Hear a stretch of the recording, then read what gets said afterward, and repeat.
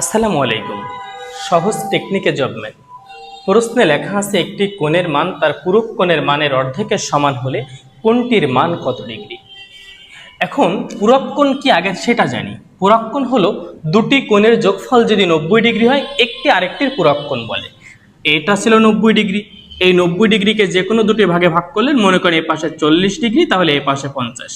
50 degree পূরক কোণ হচ্ছে 40, 40 ডিগ্রি পূরক কোণ হচ্ছে 50 ডিগ্রি। প্রায় পরীক্ষায় দেখা যায় 50 ডিগ্রির পূরক কোণ কত অথবা 40 ডিগ্রি পূরক কোণ কত। এখন এখানে বলছে একটি কোণের মান তার পূরক কোণের মানের অর্ধেকের সমান।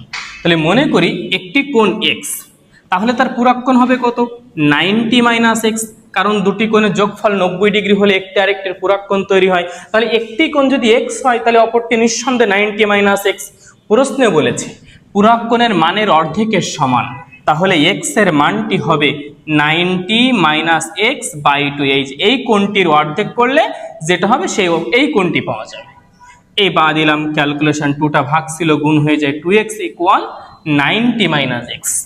এই বা দিলাম 2x প্লাস এক্স ইকুয়াল 90 বা 3x ইকুয়াল 90 বা এক্স ইকুয়াল 3 দ্বারা ভাগ করলে 30 ডিগ্রি। অতএব সেই কোণটির মান হলো 30 ডিগ্রি।